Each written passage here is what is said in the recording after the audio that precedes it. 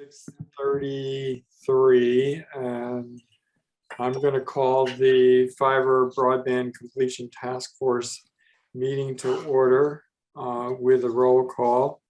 So Gordon Brockway. Present. Scott Hopkinson. Present. David Hessel, I believe, is traveling and therefore not present. And Gail Heyer. Present. And myself, Mark Howell. I see Terry Ackerman is here. So housekeeping on roll call and minutes is, can I have a volunteer clerk for tonight? I can do it. Thank you, Gordon. That's great.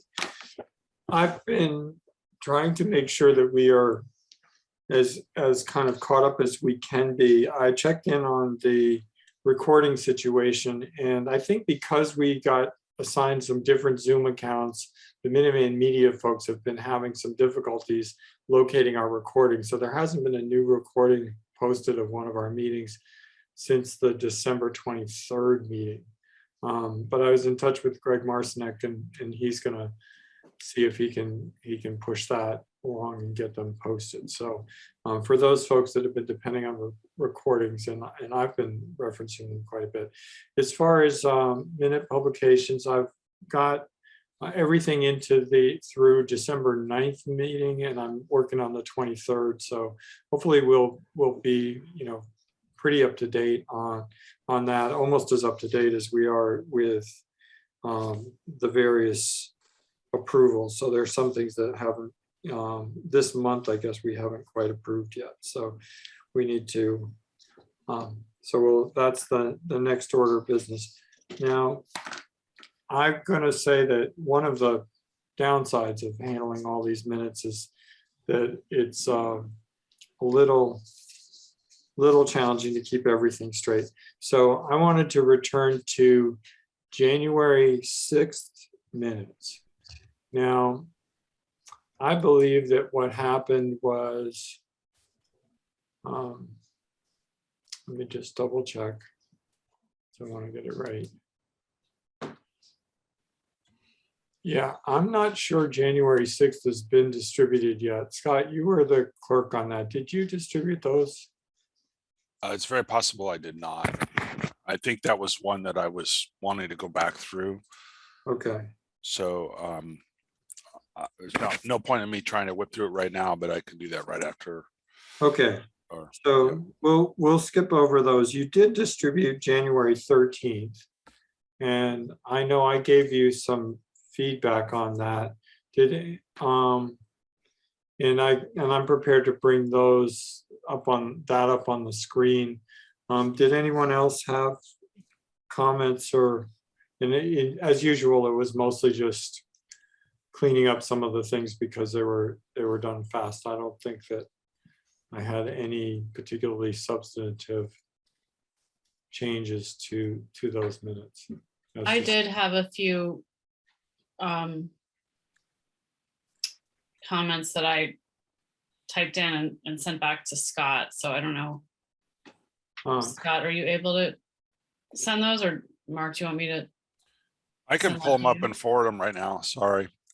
This last week has been I've been completely buried with things outside of this committee. So not the least of which is furnace failing in the middle of this bad storm last weekend. Oh no.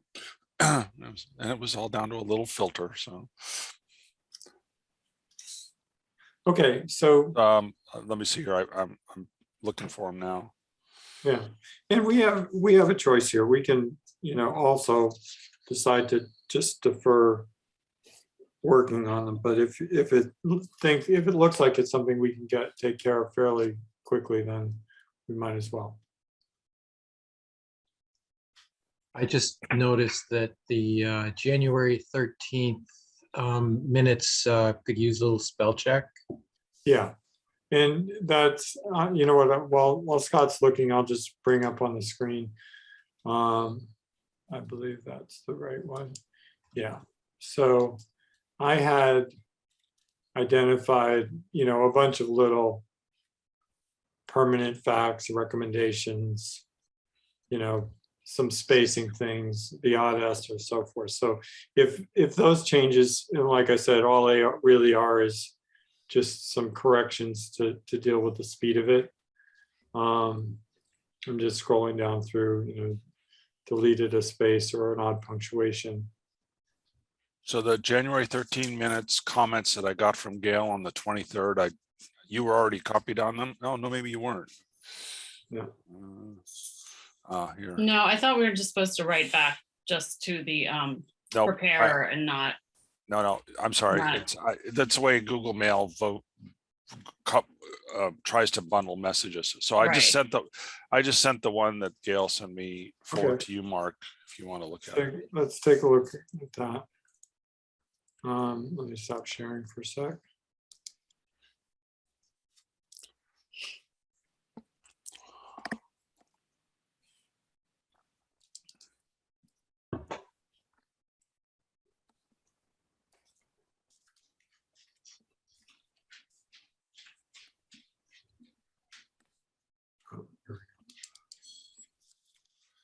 The first thing that came to mind was that there were multiple URLs there, and it didn't seem to me like that any of them linked to tonight's meeting, and it sounds like that might not even be up yet. So Yeah, what I tried to do is leave the URL that linked to the Minuteman Media Network in there. Okay.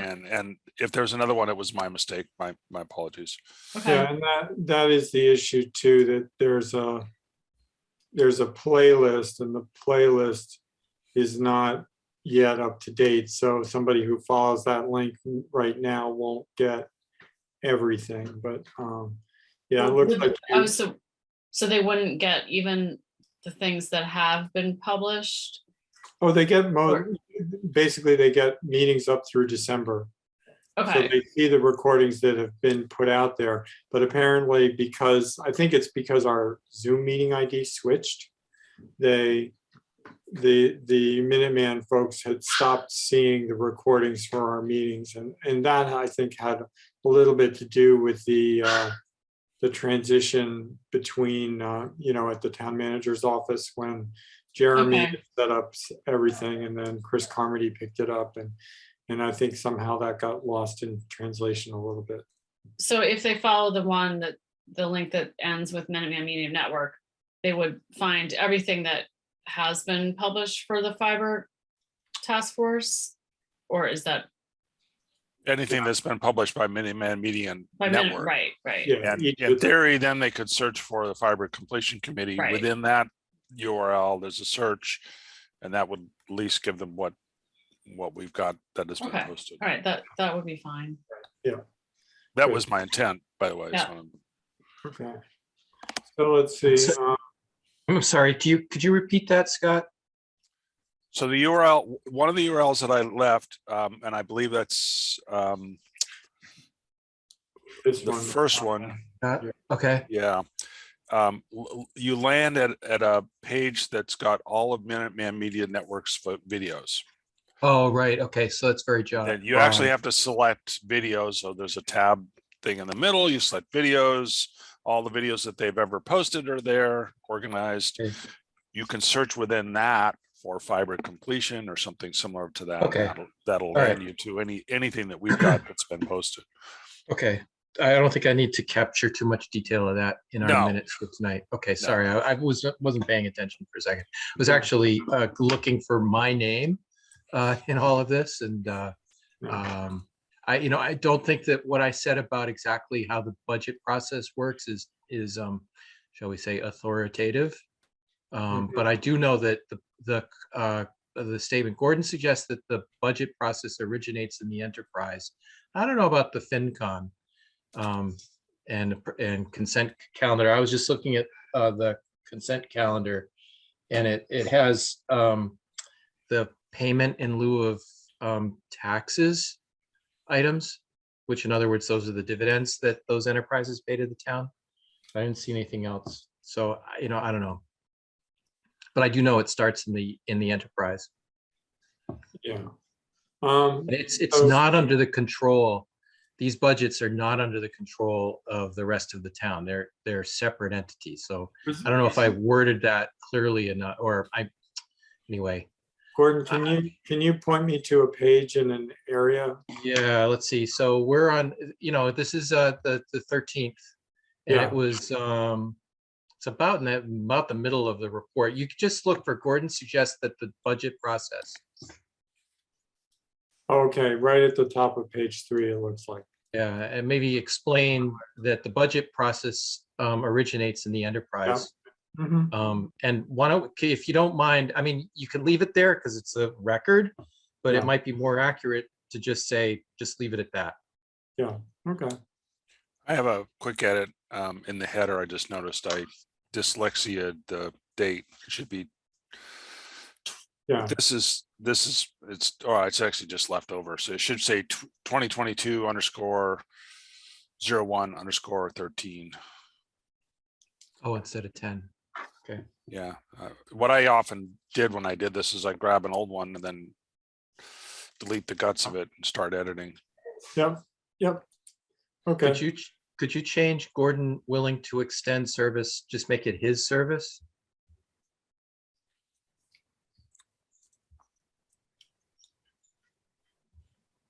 just point me to a page because I don't know. Oh, okay, yeah, this is,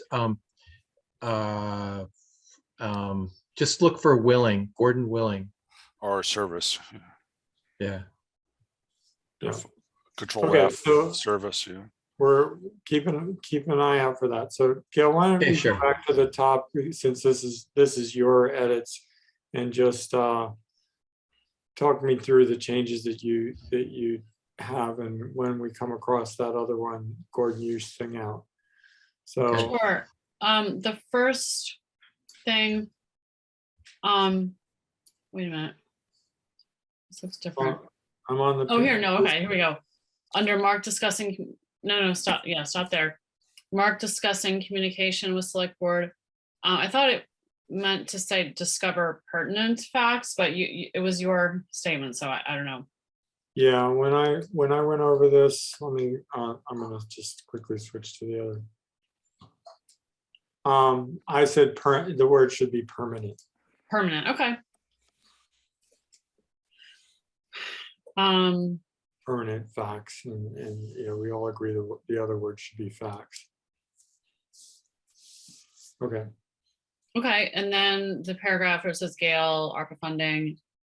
yeah, Yeah, I just kind of added a few more words in there to convey what I meant Mhm. was like ARPA funding and COVID related federal government funding are time sensitive, and I wanted the task force to focus on funding possibilities. Mhm.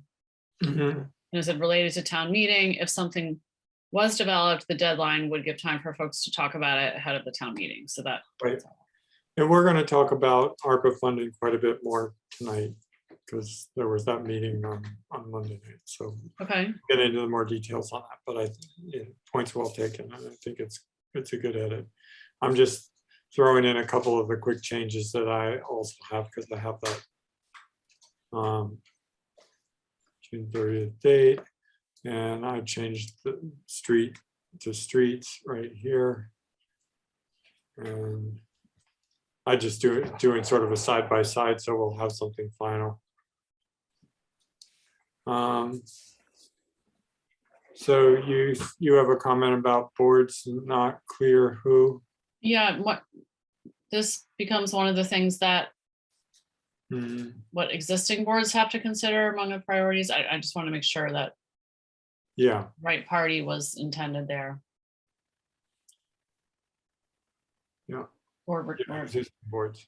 Like, so that existing boards like the select board or the light board really, are the two main ones. I think we're, okay, yeah. I'm going to delete that okay. unless. Okay. Oh, there it is. David willing to continue. Gordon, what did you want to say? Willing to extend service to town meeting? His Okay. his Okay. service. I wasn't really sure what service was that broadband service or whatever. So Yeah, we were talking about the yeah, I get it. task force extension at this Yeah, meeting. Because that was the one where we decided to go ask the select board about that. So great. And there's a few little things.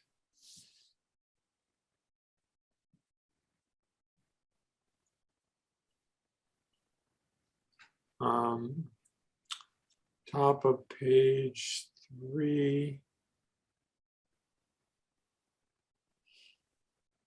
Yeah, no, just we talked about that. Gordon suggests. Okay. Yep. Wait, oh, we're not going to change that here? Oh, it already is changed. Oh, okay. Yeah. All right.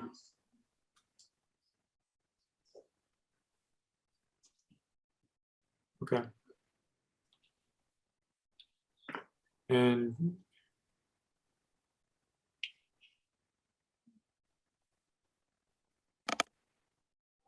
let's see, somewhere in here, Mark discussed the capital planning task force. Okay.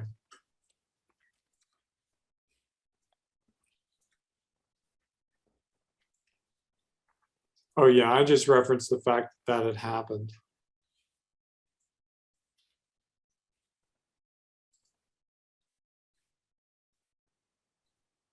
Yeah, I just didn't know if that was something that we wanted to be cognizant of. You mentioned the capital planning task force a few times. Mm-hmm.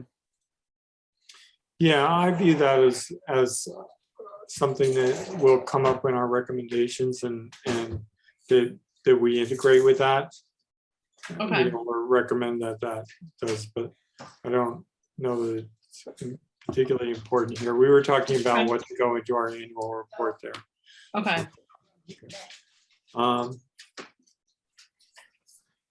Great.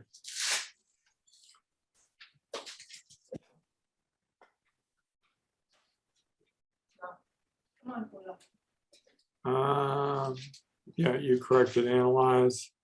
I got that same correction. And then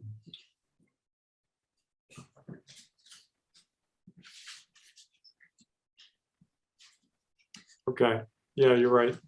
I have made that comment. And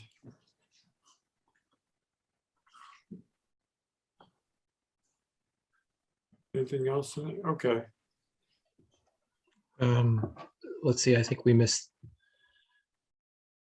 Did we catch the thing I was talking about a second ago?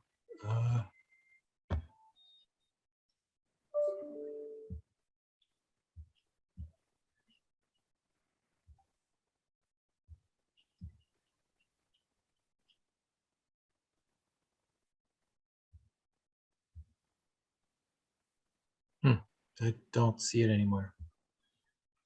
What was it about, Gordon? I was I was supposed to put it in my head and raise it when we yeah, passed it. no, you were just supposed to remind us when it came up about the willingness to extend the service. And we Oh, was did- that it? Okay. Mhm. All right. Yeah, we got that one. It was earlier Sure. in the meeting than I was looking before. And Okay. yeah.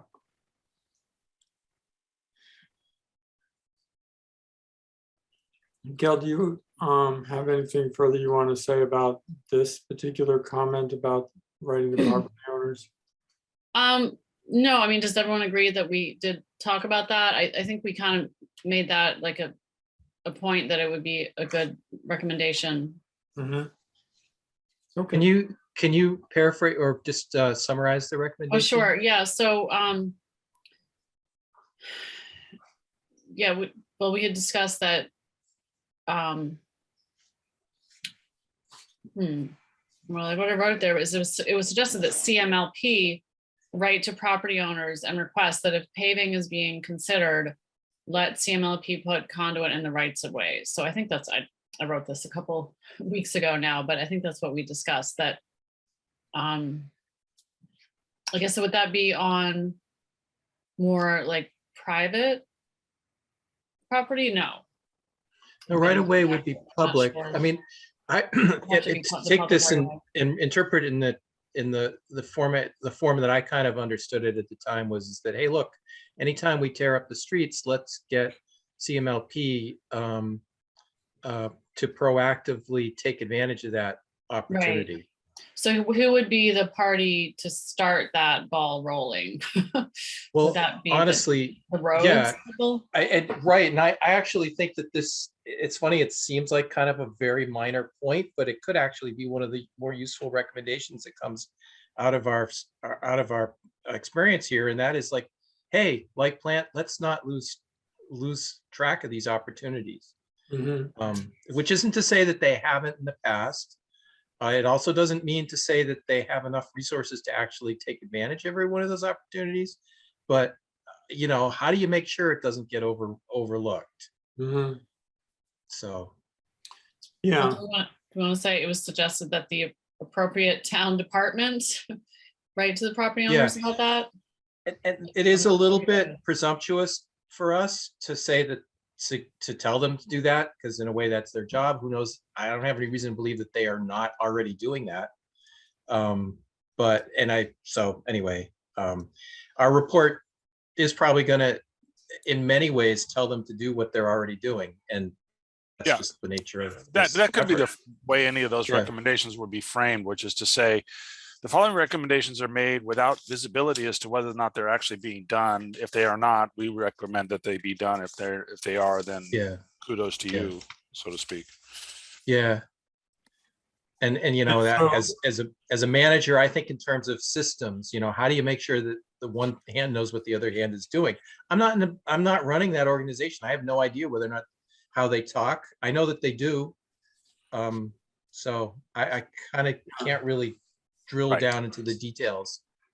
So I think to capture, I think slightly closer to what we talked about is it was suggested a recommendation for the report could include the proposal that, and you know, by putting that in, we're sort of saying that, you know, in the future it captures the thought, because I know this was I think this was in the context someplace between what was going on with roads and what was going on at Concord Green.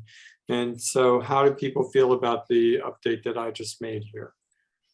So the reason for writing them, I think, was a kind of an additional idea aside from what I just summarized a second ago, which is that there's kind of a marketing opportunity, not marketing, but right, you know, growth. There's a growth opportunity, so that, hey, homeowners, you live on that street.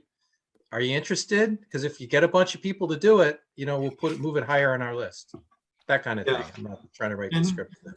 And hold that thought, because I did bring something for tonight's meeting that I think kind of actually is very much in line with this as well. So if this is good for this set of meeting minutes, then let's kind of accept that and Great. wrap up this section so we can kind of have a conversation that moves forward again. So other than that, I had, let's see. So I see that you had something about the article in there, and my only real change was one of the one thing the fiber optic network carries is all police and Fire, radio. Oops. Yeah, instead of fiber, it's fire radio communications.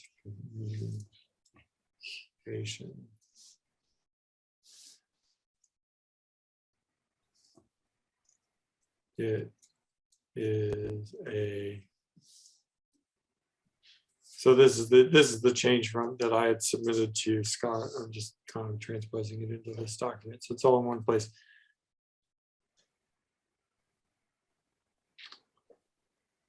Okay. Yeah, it looks good to me. Just to clean that up, it's sort of a reminder of one of the things the fiber network is doing for us. Okay. Thanks. I'm going to, I'll save this as final, accept all these changes, and we'll, We have to vote on it. yeah, if people are comfortable with what they've seen on the screen, I'll give it one more pass for any other, actual spelling errors and that sort of thing. But Okay, well, I move that we accept the January 13 minutes as revised. Second, okay, thank you, Gail. Thank you, Gordon. Thank you, Gordon. Thank you, Gail. Any further discussion? Then I think we're ready for a vote. Gordon, Aye. Scott, Aye. Gail, aye. and myself, Mark Howell, aye. Okay, so those are approved. And we don't have the 27th. Oh, maybe we do, but I'm probably not ready to deal with them unless somebody else is. So why don't we set the minutes of the 27th aside for right now? I believe that they have been distributed. Wait, before we proceed, the January, it was January 22nd, was it? Has that been distributed? I'm double checking that right now. I believe I sent it right after the meeting. Yes, they were distributed.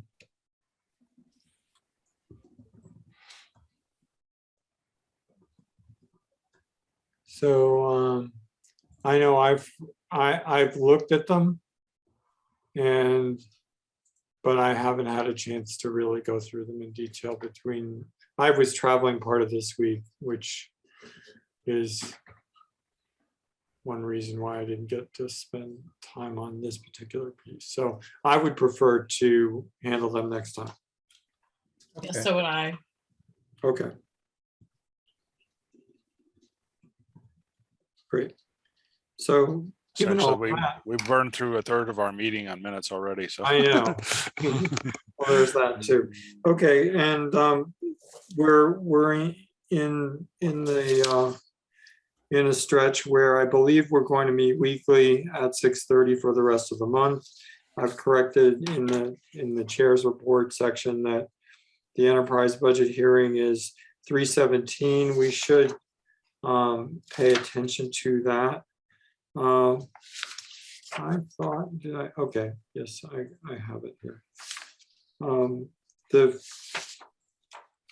The American Rescue Plan Act was held on the 31st. I know I saw Gail on for at least part of it.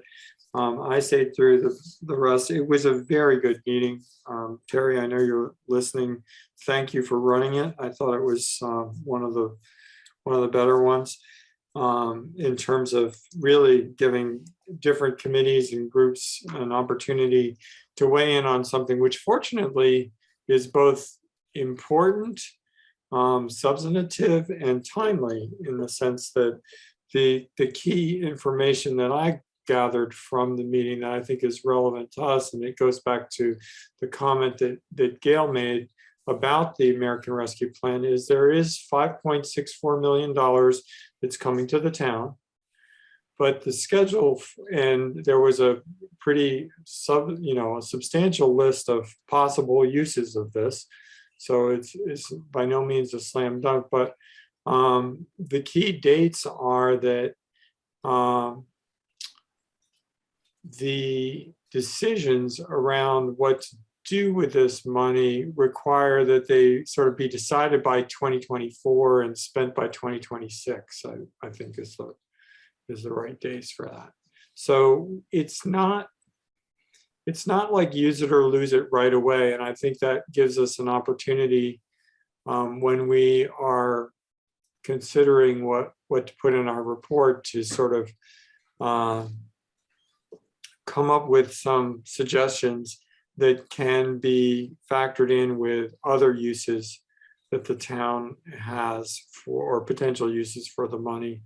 The broadband is definitely eligible. Town staff got a chance to weigh in at the meeting and had some aspects of broadband on the list of services. There were some other suggestions like a low income program that were in there. I personally made this suggestion that I thought that this is capital money and makes sense to be used for capital expenses. I will say that not every proposal was necessarily strictly a capital expense. Some things were proposing changes that would show up in operating budgets. And there was also quite a bit of opportunity for recovery of lost revenues, and some thinking about how that those funds might be put to use in ways that would incorporate it. It's a really interesting meeting. It's for anyone who wants to listen to it. So some of the infrastructure bills were, the pedestrian bridge over the Azabeth River, bike improvements, parking lot, Beatty roof, Crosstown Connect, which is a bus service, expand the broadband service, work on cellular coverage in Concord Center, or even expand sewer treatment capabilities, among a long list of other things. Premium pay for public safety for essential workers who had to work during the pandemic is clearly a priority of the town staff and town management, and I think it was generally acknowledged. And there was quite a moving statement from one of the detectives about the impact, which is worth watching just on its own. Can I just riff off of that for a second? Sure. And speaking both as a member of this board and also the the light board, one of the things to keep in mind as town folk when we're having this is basically a conversation right now that we're having with the town, with the staff, that making sure that the town of Concord is a great place to work is a really important value that is very easy to lose sight of. We're not just in the role of asking for more. It's also a collaborative thing. So anyway. Yeah.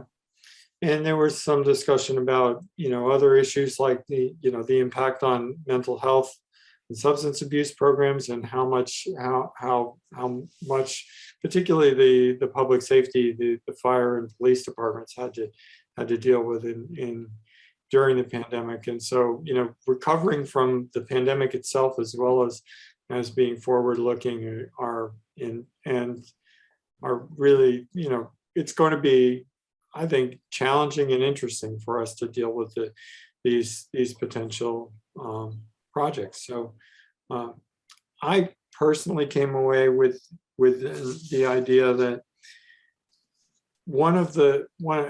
and made this suggestion out loud, is that if we, picking up on our discussion from last week where we talked about the roads program and that going forward, and reconstruction of roads that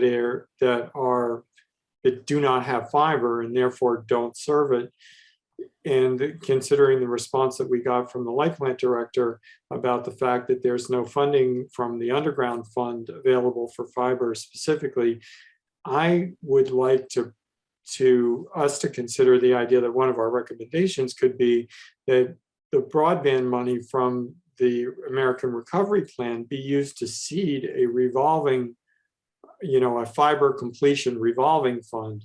So the idea would be we could get the fund started right away, plan to have the broadband revenues replenish that funds annually over time, but it would sort of create an immediate pool of resources that could then be applied to sort of catching up with what the roads program is doing right now, and sort of jump starting that, instead of what's typically the case in things like this is, you need to wait a couple of years until you've accumulated enough money to begin to start doing that.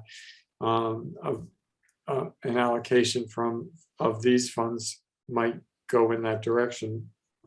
And so I'd like us to talk about that a little bit more, and sort of be prepared for future meetings.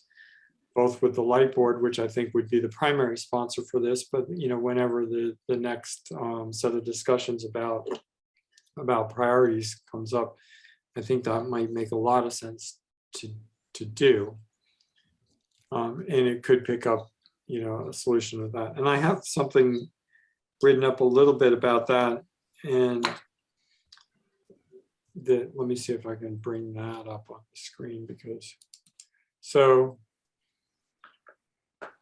here's kind of the broad outlines, and it kind of segues into our next topic, which is, the citizen communication regarding the road program, because I still need an answer to staff. But so what I'm suggesting is that we have a proposal for a fiber completion revolving fund.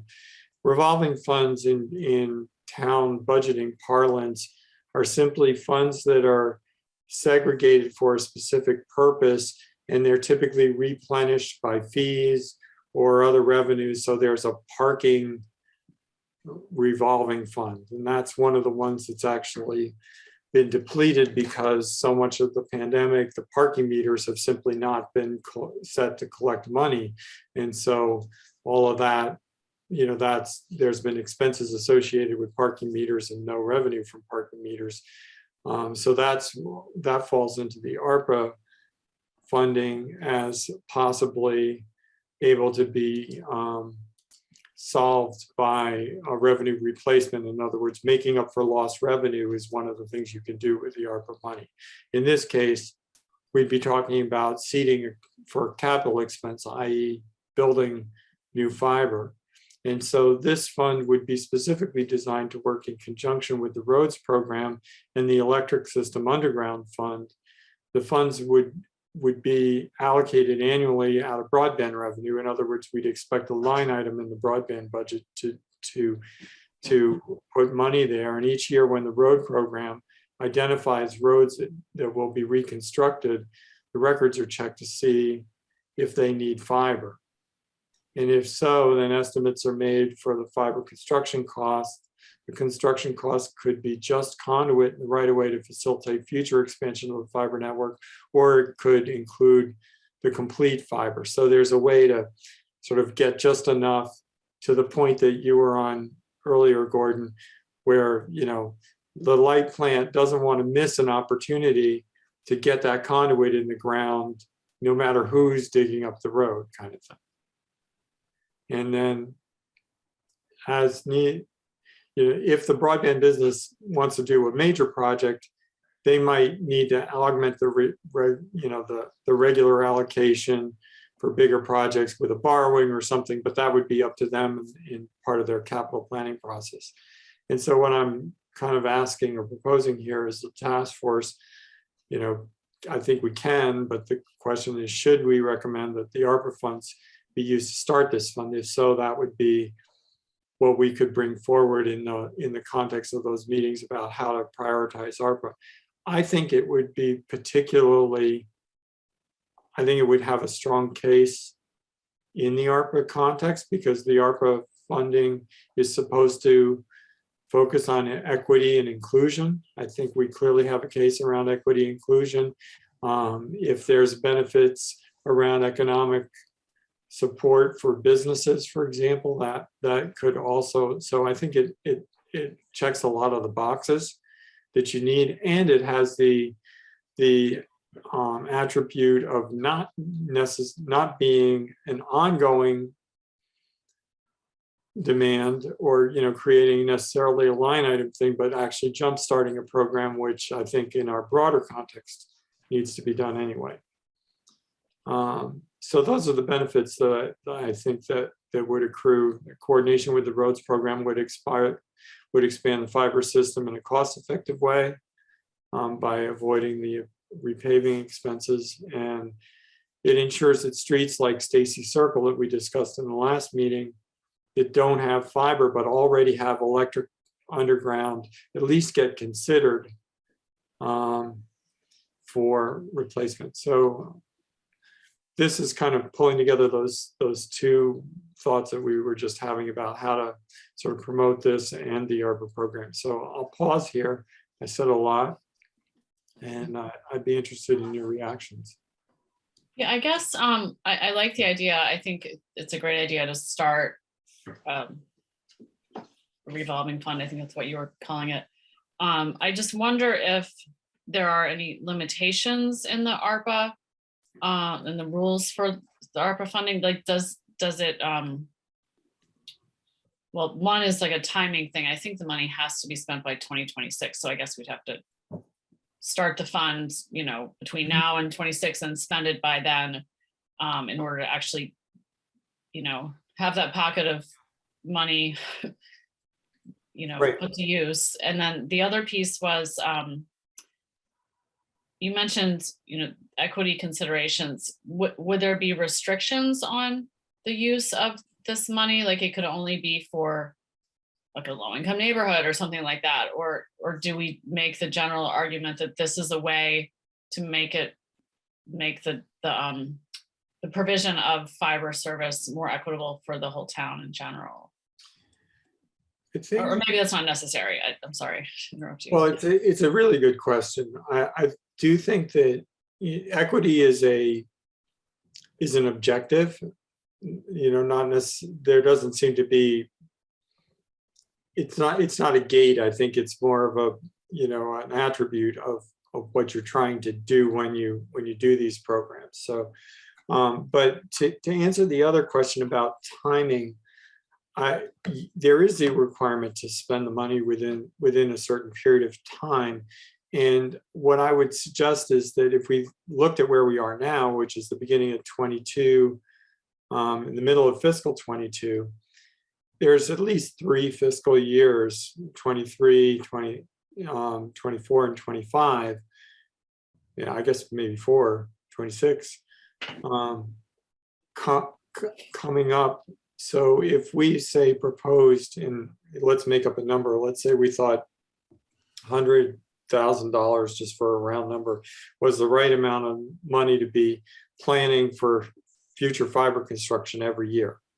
So if we asked for an allocation of $200,000 or $300,000, that would be enough to create a buffer so that almost any size program that you might contemplate doing in the first year or the second year could be there. It's going to get replaced with additional funds out of broadband revenue in future years. And as long as we spent the initial amount that we received as part of the ARPA funding, by the end of 26, we would have satisfied the objective of spending the money in time. Does that make sense? I think so. So, to just a rough example, let's say, we asked for and came up with 400,000 or 300,000, let's say 3 years of funding. Then as long as we do 300,000 worth of new fiber installations, that would count. And connecting this to some of the rulings that I've seen about where the Treasury Department is going with respect to broadband infrastructure, it's my understanding that at the local level, localities can make determinations that certain areas are underserved or unserved, even if they're smaller than just a census tract level. So that seems to be where the FCC and the Treasury Department are going, which means that census tracts, like the feds are going with the census tracts that locals can go. Well, originally the one of the big criticisms of some of the broader grant programs around broadband construction were that your census tract was considered served if there was even one premise within your census tract that had the federal definition of broadband, which was, I think, 25 megabits down and 3 or 5 megabits up. So if one provider provided one customer in one whole census tract, then the whole block got filled in as served, which is kind of patently ridiculous because there could be many thousands of premises that don't have it, and that's one of the problems in a lot of parts of the country. Now we don't have that problem because there's 3 census tract areas in Concord, and all 3 of them do have service in most parts of them from both Concord Light Broadband and Comcast. But as we well know from the more detailed work that we've done, there are certainly areas of town that are less, that don't have Concord Light Broadband, and some places where, you know, some of the existing, even, you know, Comcast services or cable services considered to be, you know, not very desirable. And so we could locally determine that a particular area is underserved, and then that would make it eligible for broadband, for a broadband project under the ARPA Act. That's my understanding. Okay, Well, look, we're not the authorities here. So Yes, it's not our call. but well, I think just don't want to set up a program that's doomed to failure because it doesn't meet the equity criteria or something. That's all I'm trying to avoid. Yeah. Yeah. And I assume that that'll get hashed out in the allocation decision-making process that the town's making. But anyway, yeah, so I mean, part of what we're offering here, the value we're offering is you know, putting this together and making our pitch, right, from the perspective of broadband. So And by the it's way, not just us though, by the way, yeah, right? right. I think Right. the fiber completion revolving fund is a good idea no matter what. The question is, how fast can you get it going? And, you know, are you going to miss the 22 road program? Like, is people like Stacy Circle going to miss the boat and not get in at all because there's no money? I think you know, maybe that's true, but what about the people whose roads are being constructed next year or the year after? So I'm kind of proposing that we do two things. I think that one of the core recommendations we should be working out is this mechanism to be able to coordinate with the road repair revolving fund and the undergrounding process. And then the mechanism of exactly how soon and how fast and how aggressively that gets started can be connected to this question about whether there's ARPA funding available to seed it, or whether there's going to be a need to wait until, you know, the broadband revenue can populate it with enough money to do something useful.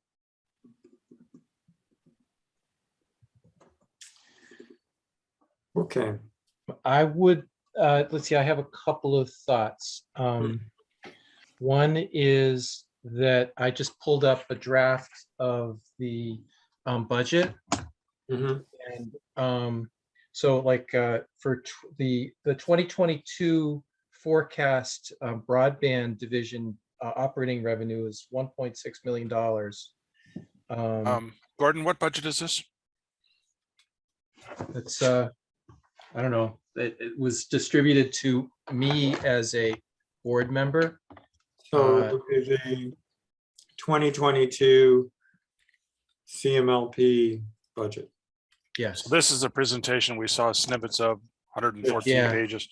Yeah. Yeah, and By the way, that was also Scott. referenced in the YouTube recording that's been published in the public domain. So I guess I'm interested to get a copy of that. Yeah, I've asked the light plant director to give me the redacted copy that he referred to in that meeting. And I haven't heard back from Mr. Wood yet. So I'm sorry, I have to hold on to this until. Okay, until, so just okay, so anyway, what I'm trying to say is we've got about $1.4 million in revenue. what page are you looking at, Gordon? Okay. Wait a minute. So Mark, do you have a copy of this as well? Well, so I just noticed that there's a version of this on the CMLP website now. Oh, okay. Great. So So- let's go to page 101. 101. Let's see if this is the same. Okay. And you know, above that, there's I didn't think the first pages were as good as this. So we've got the revenue down in the lower right. And you know, you can take the 1.6 really. That kind of gives you an idea of what kind of money we're dealing with, right? And then the other piece that I thought was useful here was like sort of what's the net? And one definition of, like, in other words, what's left after you've paid all the costs. Mhm. And if you go to the next, okay, let's see, it's around 20,000, and that's the where did I put it? It's basically what's returned to the town. And let's see if maybe you can find it, but I just thought I would. Let's see if I can find a good figure to use there.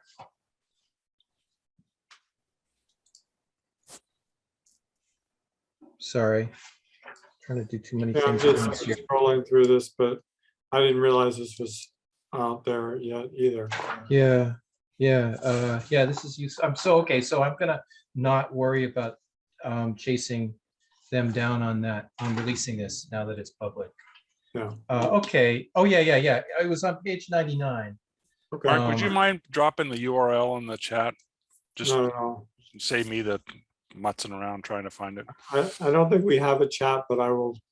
Oh, okay. I will. Just throw it in an email in. Well, you can. What- Yeah. Yeah, if you could, Mark, oh yeah, okay, so yeah, and what do we have here? We've got the costs, we've got maintenance costs, depreciation, debt service, and the PILOF payment is kind of, Payment in lieu of franchise. that's basically the dividend that the enterprise gives to the town. So like, it's kind of funny if we said, oh, guy, if we said to the division, hey, you should put conduit in Stacy Circle, and Stacy Circle costs $20,000 to do, that would wipe out the pilot. I mean, just putting it in perspective, or just giving a kind of comparison. That's the value of like the revolving fund, which is that we're sort of giving a priority to this kind of funding, and it doesn't have to get negotiated, or so to speak. Yeah. That we're targeting this kind of funding up front as something that needs to be allocated in the first case, and then you see what's left over. Another way to think about it too is the projected return, even current course and speed, is $119,228. And as a matter of policy, some proportion of that return is potentially available to be allocated into, and I think that the revolving fund may simply end up being a line item in the capital plan for the light plan. Yeah. So there's not, I'm gonna scroll a little bit, but so there's a revenue overview, the revenue page we were looking at before, operations costs, gross plant value changes, which is what we're talking about, how much debt service there is, but then there it is on page 114, the very last page of the document, is the 5-year capital plan for the telecom budget. And so what we're talking about is actually an additional investment in the distribution plant. So there's already some distribution plant underground conduit, but for example, it's proposed at starting at $135,000 a year in 2024, 2025, 2026. So that's all well and good, but why not sooner? And are there projects attached to that? So we may be just talking about the proposal of what projects are going to be there. Okay. So what you just did, so I get it into the minutes, basically you're pointing to this line here, which is the distribution underground conduit.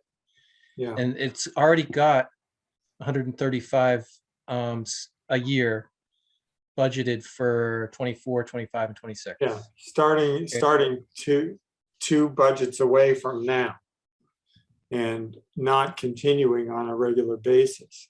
And then there's underground conduit fiber optics again, which is another 200,000. But it seems like for whatever reason, the capital plan is being stepped up, well, substantially, but maybe because other things are also being spent. In 22, there's a $250,000 expense for general plant and another, so there's other equipment and so forth being done. So, but what we could suggest is, for example, ARPA funding might be able to fill in some of that gap, maybe not by 22, maybe by 23, depending on how fast the town moves and what the decisions are that are made. Yeah. Yeah. And,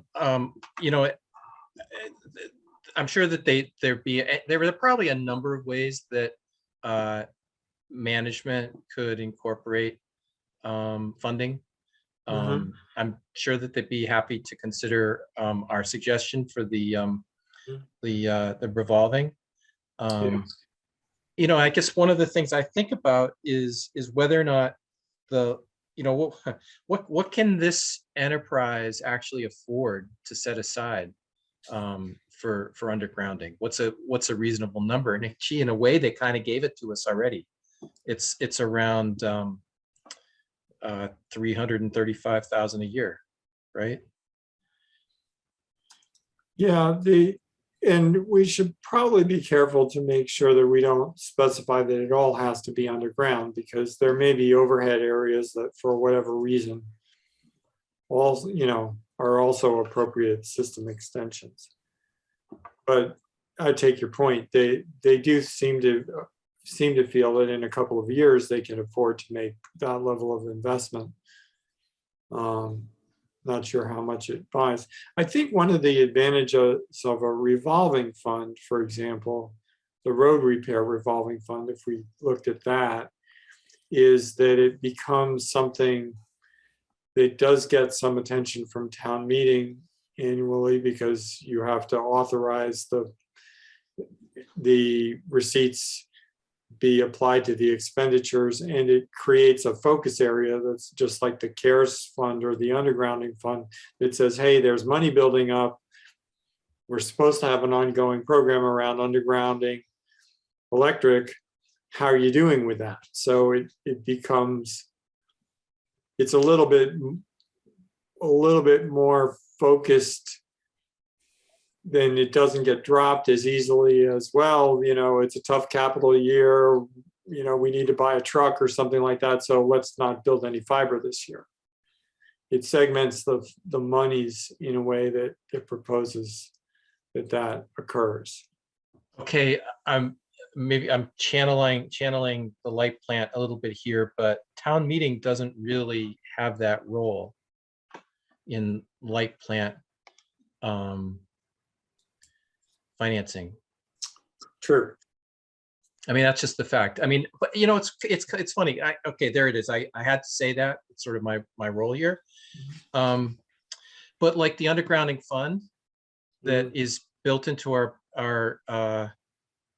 monthly electric bills, that was authorized by town meeting. Yeah. So it's not as simple as either side would have you put it. And the thing that you just said a second ago is key: attention. Yeah. Right. So.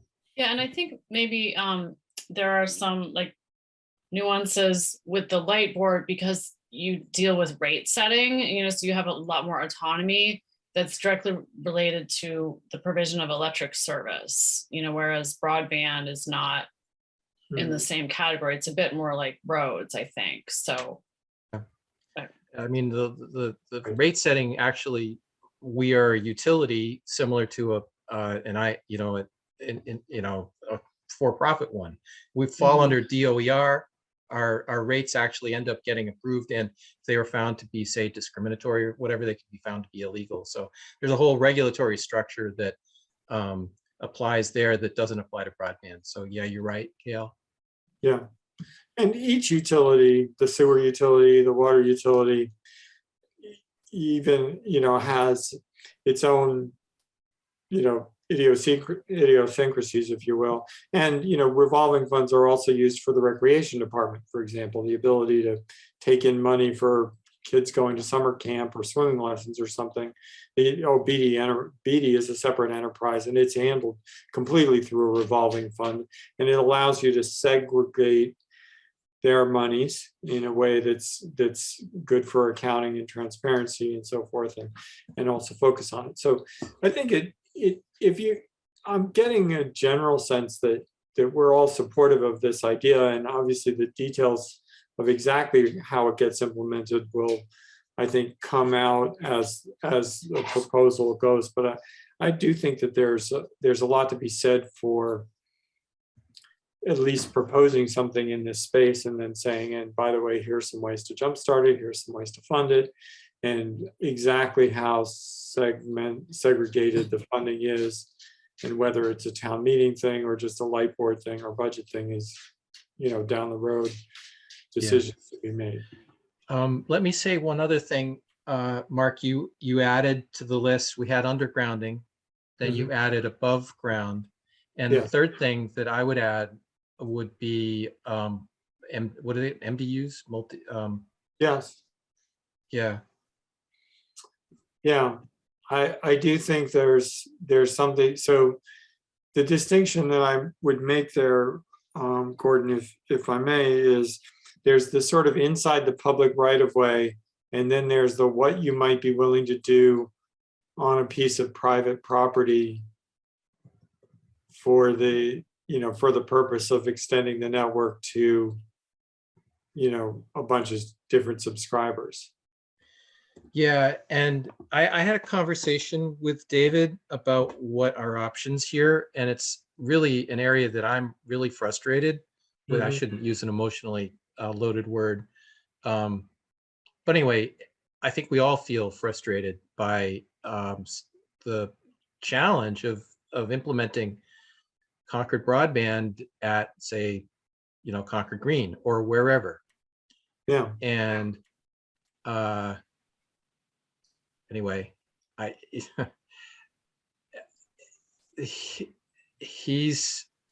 there's just it's a really tough problem. And even just having Concord employees crawling around in attics and in some apartment building or whatever, aside, it doesn't have to be Concord Green. It's like there are boundaries that we've traditionally just stayed away from, and that yet also need to be somehow solved somehow if we're actually going to bring service to these underserved areas. So it's tough. I was thinking that, and I don't know if this could be a separate fund, but maybe this is just an idea. We could have a separate fund just for like tough situations where, people maybe who would really love to get fiber, but they can't afford, to hire someone to dig it if they're in an underground neighborhood, or, to get it to their home, so that I think what we've been talking about up to now is like getting it into the right of way. And obviously that's a critical part of providing fiber. But then the next step is the, fiber to the home or fiber to the business. And sometimes, it can be very expensive, which is the MDU situation. So I don't know if it's possible to suggest, a separate fund. And I don't know who decides who gets those monies, because it's, I don't know. And what I was trying to pitch to him, and which I've talked to the group about too, is like, what aren't there some ways that if we have these log jams, aren't there some ways that we could empower the light plant, the staff, to basically think like a salesperson, right? And like make a deal, find like some we'll get kind of something out of win-win this type of thing. And hey, look, if Concord Green, you've got 200 residents. If you could get 50 or 100 to sign up, then the money, the financial picture looks different to me as a business person, and I can maybe work some kind of deal. And I don't know if he liked the idea or not, but the one thing he did say about the problem with that is that each case is different. that there's actually, I don't know, a dozen, 2 dozen or something of these special cases. And if you think like a businessman and you cut a deal for one of them, this one had 200 residents. So we were able to like, and 50 of them signed up. So we were able to do this deal with them. But then the next one is a smaller unit and only 10 sign up. You don't have the same pool of, you know what I mean? And then there's a question of equity. So when I was suggesting to him that, hey, let's talk about being flexible, Yeah. right? And making the deal happen. But then there's a question, it didn't sound fair in a way, right? Or uniform. So That there's no uniform policy that would apply to all of these hard cases. There's 2 points I would make along that.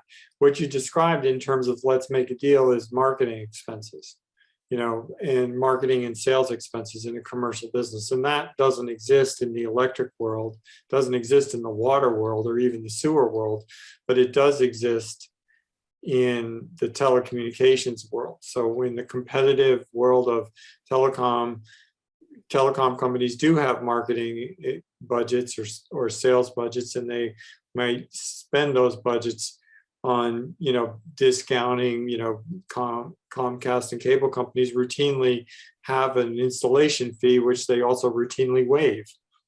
Why do they do that? They do that to encourage people to go ahead and sign up. And so it might be a version of this. The other thing I think that might be helpful in the discussion with the electric utility in the first place is that they're actually struggling with this issue when it comes to electric vehicle charging, especially in MDUs. So when you have a multi-dwelling unit situation, an apartment building or a condo or something, and you want to, support electric vehicle charging, and you've got this problem of going past the meter to put in this device that people can pull up to and charge, and that's supporting electric sales and doing more of that sort of thing. And how to pay for that and how to get that going is one of the key questions that they're struggling with. And so maybe putting it in that context of what kind of programs are going into place to support things like electric vehicle charging or air source heat pumps or any of the other things that are called strategic electrification. In that context, guess what? If you use those same techniques to think about promoting the broadband service, you might get to different answers than the ones that you do if you just rely on what you've traditionally done. And just in defense of the light plant, they've actually been very successful with EVs. Maybe that's what you meant. That is what I meant. I meant, as soon as the service that you're trying to sell is electrical, is kilowatt hours or something like that, suddenly it seems to me that the light plant gets more creative. So we have to ask ourselves the question of, are we really, are we just thinking about it differently, or are the priorities in a different place? Let me just say that I'm not completely familiar with the implementation over at Concord Green, but they found a way around the all or nothing quandary. So I think that's what the difference is. And what just to be clear, the all or nothing, what I mean by the all or nothing thing. They did not attempt to give every apartment unit an EV charger. True. I think they put in some common chargers, which is typically the solution in apartment buildings and so forth. There's usually some place you can go and charge and move your car. But those ideas, I think, Gail's point about what can be done to address those difficult situations. One of the things that's common in another utility, the wastewater sewage system, is that homes that are in an area which is to be sewered can acquire funding for making their sewer line connection through and finance that through something called a betterment fee, which is a lien on the property. And a way to pay back over time the cost that they incurred for running their own sewer line. And in those cases, and it's because often when you put in a sewer, at least in certain parts of towns, you also end up prohibiting future use of septic systems, for example. They're kind of required to do it, so the public funding becomes available. So I may not be exactly analogous, but all I'm trying to say is that for different utilities where there's a will or a way, to deal with some of these issues, and we should look at all of these models. So what I was trying to do by sort of kickstarting this with the revolving fund is say, first, let's just get something on paper, as we talked about in the last couple of meetings. If we think that a revolving fund or a revolving funding, an annual funding mechanism, you could even call it, to make sure that we're not missing opportunities and we're making continuous progress. I think that's a core recommendation, and we should pursue it. And I'm happy to build that out a little bit more and come back with, then I think it would get into the next couple of things. And the next thing I had on the agenda tonight, by the way, was preparation for the light board meeting, which is February 9th. In the last couple of months, we've not necessarily had that conversation until, at a meeting before, and then Gordon and I have talked about it, but I wanted to make sure that we took a few minutes of the time we have tonight to talk about what, if anything, we want to either report or ask at the light board meeting on the 9th. Can I just say, I've kind of given I've given my spiel twice. Yeah. And the first time it was everything including the kitchen sink. I got it all written down and really gave a huge dump about all the different things that we could possibly do. I got some feedback from Scott about that. Even in the time, there was a town resident that said, hey, we didn't ask you to do all that. So anyway, I think that we're better off being a little bit more focused. The second time I spoke, I only took about 60 seconds and I said, and asked the director to please direct Greg to give us the data that we're asking for, and he agreed. So somewhere in between there are the two extremes. Have you gotten any status on how soon we might expect that information? I believe what we requested was the sort of reason why there isn't fiber in these various streets. Oh, like the 52 areas that you identified, Mark? Okay. Yeah, and we provided that listing. And I certainly haven't heard anything back from that. Yeah, and when I did my 60-second spiel, I didn't give a deadline, which in a way that it's kind of not mine to dictate, but really we only got so much time too. So yeah. Well, I think it might be appropriate even at this point to sort of send out a when can we expect it kind of question, and now as a heads up to the question we're going to ask on the 9th is when can we expect this? Okay, so I will send a reminder asking when we can expect this. Yeah. And is there anything else that anybody feels like we should be either communicating to or requesting from the light board? Yeah, I think the thing that's really important that's new is what we've talked about in the meeting today, which is the ARPA opportunity. I wouldn't be surprised if that's not on people's radar yet. Mm-hmm. So there's a pretty good opportunity for that. I mean, I'm sure the staff knows about it. I mean, were representatives of light board at Terry's meeting? The broadband request was mentioned in passing by Kate Hodges. So certainly the CMLP staff wasn't present that I could tell. I don't know whether there were any light board members. Yeah, I don't really. Probably were. There was a really good group of people on that meeting. So Gordon, are there opportunities for the electric side to get ARPA money? Is that what you're talking about? Or are you just talking about? No, really, I was The- thinking about the broadband. telecom. But what I'm Okay. saying is I have no idea, the light board we don't really chat offline. So I Mhm. don't really know what's going on. Yeah, I in didn't people's see minds. any. But at it that may not meeting. be very high in anybody's radar for all I know.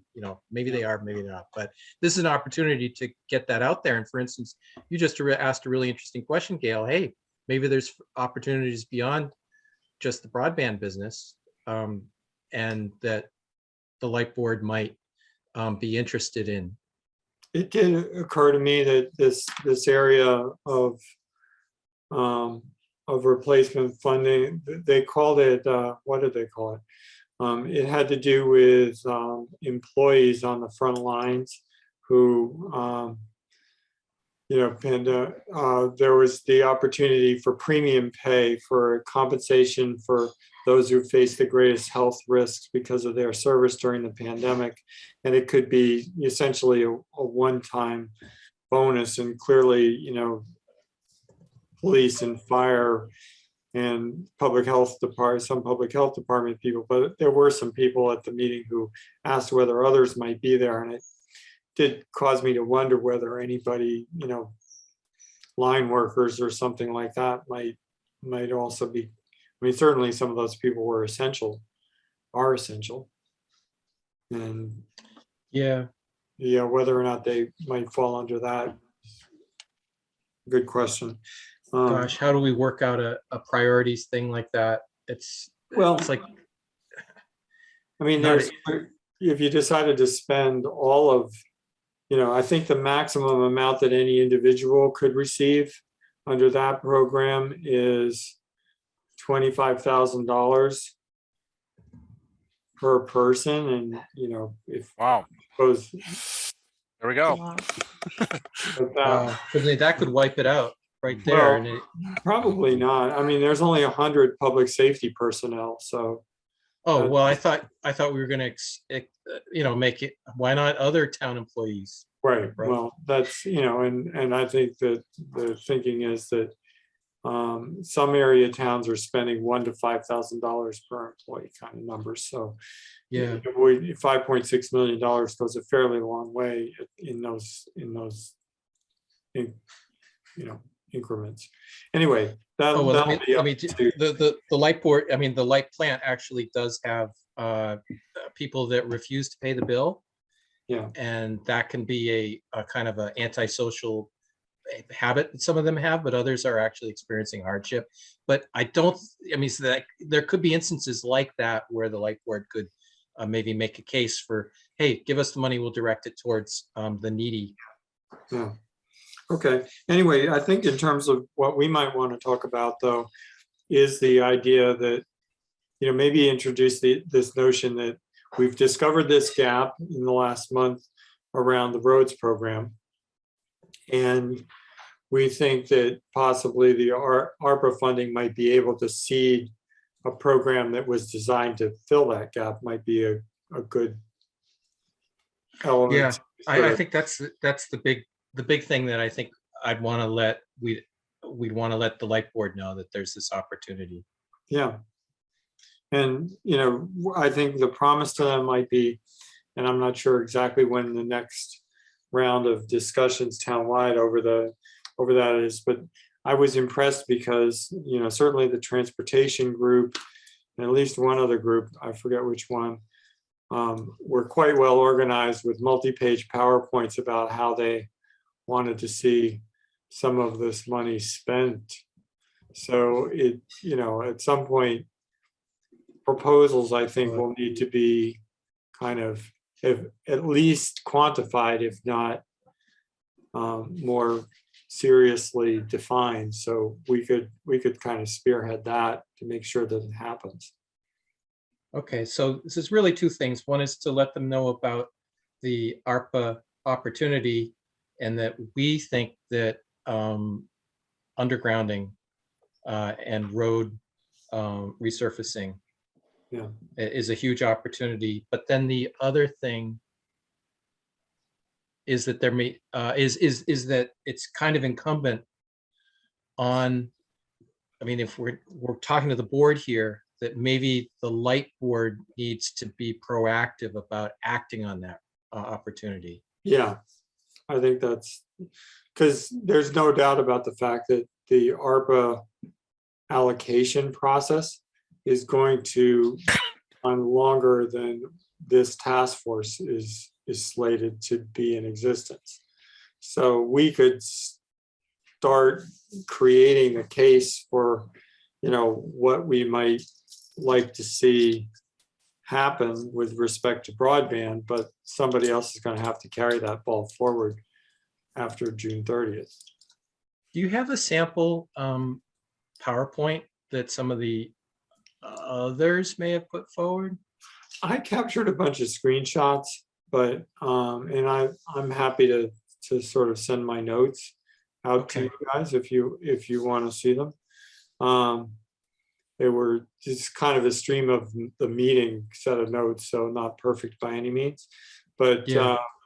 I think there was also supposed to be posted. I see Terry came off, so Yeah, hopefully. it's all of those slides are posted in the select board meeting of January 31st. You go onto that agenda and click on meeting materials. All of Okay. those are posted. Okay, great. Thank you, Terry. Okay. Yeah, that makes sense. I was out of town when I was doing that, so I was kind of operating off a laptop, didn't have a chance to do that. Okay, I see that it's let's see, what did I have next? So does anybody have any sections for the report that or proposed copy or text or anything for the section of the report that they're working on that they want to share or discuss or get feedback on? Either tonight, or I'd love to have a volunteer for next week. I don't have anything ready for tonight, but I guess I can volunteer to do one for next week. I was working on the first part, existing fiber and unserved areas. Okay.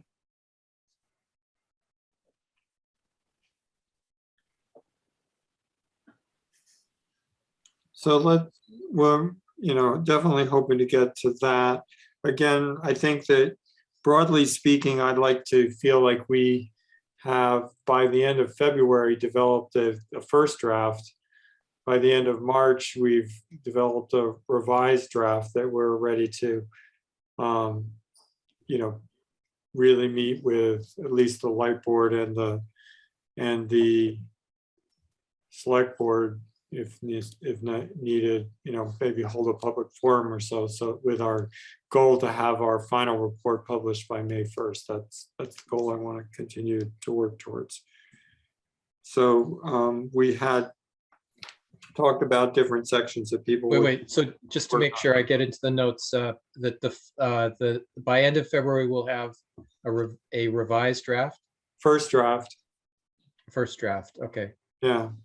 By the end of March, we'll have a second draft, revised draft. And then, I finalize the report in April. Yeah. And then that leaves us with any time after town meeting, May and June, to, have follow-up discussions with any groups, or, hopefully some of these, for example, in particular, the light board, I would like to think that policies that we recommend they would take up and consider actually adopting. And we could be there to support that discussion in May, June, and we wrap up by June 30th. Do you think that we're going to ask the light board for our time during the drafting stages? Because they don't have a lot of time. No, I don't think so. I think what we'll do is we'll agree to publish a first draft, publish a second draft, and let them see it. Yeah, so just do it in a written form. Yeah, Okay. they can give us feedback. They, if any individual board member wanted to join us at this meeting, they certainly would always be welcome. Okay, so in fact, when we're talking about what to tell them next Yeah. week, I think this is something. I think so. But the more we socialize the schedule, the more likely we are to make the schedule. Mhm. Oh, gosh. I've never had an internal deadline I couldn't miss. But once you make it an external deadline, it's hard to miss. Okay. Any suggestions for additional agenda for next time around? Well, could we keep let's keep a placeholder for in case we do hear back from Greg. Yes. Sure. Yeah, if you get any response at all, or if I see any response, it'll automatically. I typically post our agendas, as you know, on Tuesdays, just because I try to, thread the needle between it's got to be out there 2 days early. And, there's enough flexibility that we can kind of cover what we need to cover. But So I just remember that I think at the end or during the last meeting, I sent a couple of emails to folks, and I was just wondering if people had any questions about that. I'm trying to see if I can find it. Oh wait, no, it's so long. you sent something I think what you did send, you sent in response to Scott's distribution of the January 13th minutes, I think. And Oh, yeah. Well, the two things are, one was I found a document about cost estimates for fiber installation. Interesting. Yeah, it's just like it gets down and dirty with some real dollars. And it's not that, it's a few years old. It's pretty recent. And then the second item was just some announcements about funding. And the fact that apparently there's a new permanent affordable connectivity program to replace the emergency broadband benefit. Yeah. And I think Concord could have taken advantage of the emergency broadband benefit. I tried to reach out to people for them to get on that and didn't get anywhere. But I think maybe in the permanent fund, somehow Concord could use that. Yeah. Carlin Reed suggested in the ARPA meeting that there be a low-income broadband service offering. And I know I've been approached in the past about the idea of taking some of the, permanently affordable and senior housing, for example, that's available around town, and making the investment to basically construct fiber into those areas so that there could be some version of a low cost or even free program for that type of service. And there's a little precedent for it. Concord Light Broadband provides a very high speed connection for the Concord Public Library at I used it the other day. essentially no cost. Why? Because it's the library, right? Wow. And it's the town, it piggybacks off the town service, and they had been paying for something that was quite expensive through the Minuteman Library Network, not to be confused with Minuteman Media Network. And it resulted in quite a bit better service in the public Wi-Fi there, and I think that's well within the mission. The question always is, for something like a senior service or whatever, maybe there needs to be some kind of mechanism for funding it, or just if nothing else, a commitment to do it. Because obviously. Yeah. And, we had a little conversation a few minutes ago when we were talking about the categories, right? We started with undergrounding, then we added above ground, and we added MDUs. I'd split the MDUs out into the two cases, the condos, which are not necessarily for, low income at all, but then that subset that definitely are. And if, maybe we want to bring that up, and to the extent that we can do that, that helps qualify the spending under under what terms exist. I'm not familiar with it in detail, but like, isn't this money targeted at trying to bring broadband to underserved areas? Yeah. Yeah, so I think Everett Gardens is an example of low income, I think it's senior housing in Concord that is not currently served by the broadband network, precisely because of the issue that you had mentioned earlier, Gail, which is that, there needs to be some construction on the property to enable it. And, up until now, nobody has any funding to do that, but I think that would land very squarely in the mandate of the ARPA funding. And it's probably not a terribly expensive project. It's not that, I think there's only 14 units or something. It's probably easily done for, I hesitate to guess, but definitely less than 100,000 at the most, maybe even like 50 or 25,000. I don't know, but it's not a big chunk of change, but some specific, that could be something we could try to delineate underneath there to say, as part of the ARPA request, let's go ahead and do that and make sure that vulnerable population has access to the service first, and then once they have access, then they could get on an emergency broadband program. Because if we don't have fiber there, we can't deliver emergency broadband no matter how much we want to. Yeah, I think it'd be great if we could identify, any such opportunities, because they are, discreet and probably not super expensive and clearly targeting the underserved populations. Yeah. Can I just point out too, we identified those lines, those budget items, and said, hey, we could drop the ARPA money in there.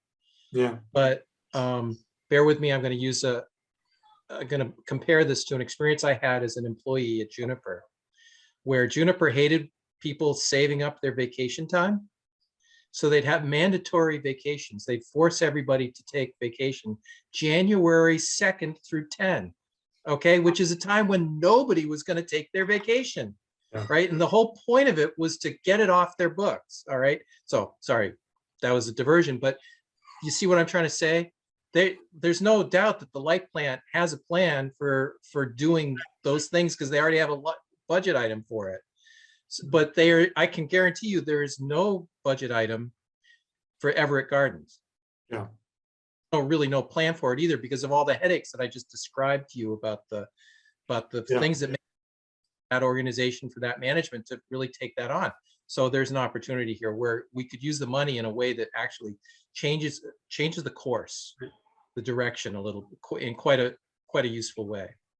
Yeah, I think one of the other groups that was actually pretty well organized for the ARPA thing was the affordable housing folks. And the same thing is that, as a matter of policy, if there was funding for fiber extension, it could be a policy that whenever the town gets involved with an affordable housing project, that project is automatically funded for the fiber construction to ensure that the people that ultimately occupy that housing have access to the town fiber network as an option. They don't have to take it, but then again a low cost or reduced cost offering could be made available to them, just simply because that the expenditure was already taken care of. So I think these are the kind of detailed proposals that we want to make sure we capture and bring forward as a new set of sort of operating principles that will just cause the work to get done over time. And again, I mentioned it before, I think that's the equity and inclusion side of things. It makes sure that it's definitely getting to people who otherwise might not be able to afford the upfront cost of doing it. Okay. Good discussion. So yeah, I'll go back and double check. I missed that cost estimate thing, Gail. So I'll look at it because I think it'll factor into what I might propose in terms of how to seed this revolving fund. Okay, great. Okay, great. Anybody else have anything? If not, I'm ready for public comments. Terry, welcome. Several remarks, quick, because I'm sure you want to have some downtime today. This group is absolutely on the right track, and I'm just so impressed with how focused you are, how fast you're moving. It's just wonderful. I think all of the suggestions you've made tonight about ARPA are absolutely going to be eligible. There's exactly what ARPA is supposed to be doing. And I would like to get a copy of the URL, Mark, that you're sending to the board with that whole big CMLP document that you guys were looking at. And I'd also like to get a copy of the page you shared about your seed money for the revolving fund. Sure. I just want to make one more comment about that revolving fund seed money. I think one of the challenges that this committee is going to have to solve is who's going to pay for it. And you have two different objectives, right? One is you have the equity objective, where you want to have access for everyone. And then you want to have kind of this fairness objective of, oh, should taxpayers just pay or ratepayers pay when, you know, well, I paid for my my conduit or my what do you call the thing when it goes from the street to your house? That last, Yeah, the Last service. mile. not the last mile, that last. No, Service Yeah. connection, ONT, Yeah. optical network terminal. Yeah, so I paid that $200 fee or whatever. Why should these guys get it for free? That kind of. So I think your revolving fund suggestion strikes the balance between, it accomplishes both in that, all right, let's take some ARPA seed money and give some equity and start this thing. But then we'll have a revolving fund so the ratepayers are not on the hook for paying for other guys when they had to pay it themselves. I think it's like a really, really good way of balancing it. It can't be the ratepayers, right? well, Right, it can't- Yeah, I mean, so I think one of the things we're trying to do is segregate how to pay for it as to what it needs to be paid for. So the scope Right. and nature of what needs to be done is one thing, and then the how to pay for it. We've already worked out several different proposals, everything from the ARPA fund to the growth wheel we've talked about, which is to increase subscriptions, which in turn creates cash. So those are, you know, right. I feel like those are being Right. offered up as separate pieces Yes. to Yeah. this whole But- thing. But I just think the suggestions tonight were excellent. Thank- Moving the capital plan up instead of waiting for 24, starting 23. It wasn't clear to me whether that was calendar years or fiscal years, but whatever. Moving it up a year, that's exactly the kind of thing that you can accomplish with ARPA. Well, the light plant calendar years and fiscal years are the same thing, which is, you know, confusing Exactly, relative Right. to the rest of the town budget. right, right. So depending on, they're a half a year behind because they just started fiscal 22. Right. Even the town budget will finish it 6 months. And meanwhile, the ARPA is on the fiscal year basis. So that's why it can be confusing, but that's not, the point is, let's move it up a little earlier. Yeah, I think that is the point. Great. Well, thank you for those comments, Terry. Anything else? That's it, thanks. No, okay, appreciate it. Any final comments, or we can be on the way to adjourning at 8:12? I would entertain a motion. I move to close the meeting. Second. Gail, I second. would call that a tie. I'll give it to Gail. All right. So on the roll call, Gordon, Aye. Scott, I Gail, Aye. and myself, I. Thank you so much. I think we did move the ball today. I will send both the link to the CMLP operating forecast from their website, as well as my proposal from the revolving fund idea to you right away. Have a great Great. evening. Oh, Right. and send me that little text that you had about the, oh, that's what you just said. Okay. That's what I said. Yeah. Okay, thanks. Thank Night. you. Good night.